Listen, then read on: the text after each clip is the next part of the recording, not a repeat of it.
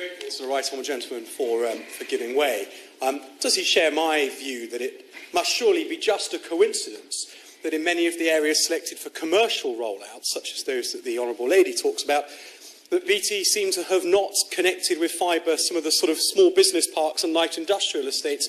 And I'm sure he'll agree with me that there's no way that that could be because BT are trying to make some money out of leased fibre lines to those premises. Well, I think I don't want to turn this into a whinge fest about British Telecom because it's just too easy. But the point really is, our role in this debate surely has to be to look at a more strategic picture here. And the fact is that where you have provision, business, economic development follows. And that's why it needs the strategic, political, regulatory intervention here.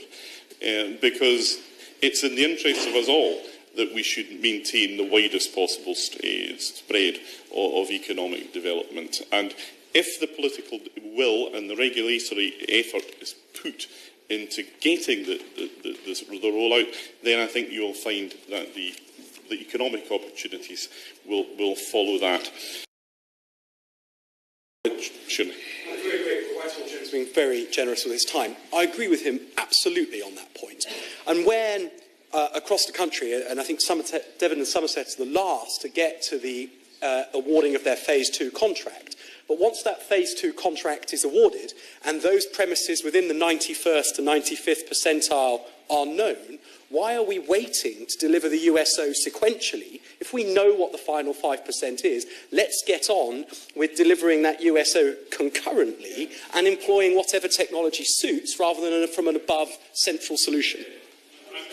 That's going to be the answer to filling the last 5%. There is not going to be a single answer to it.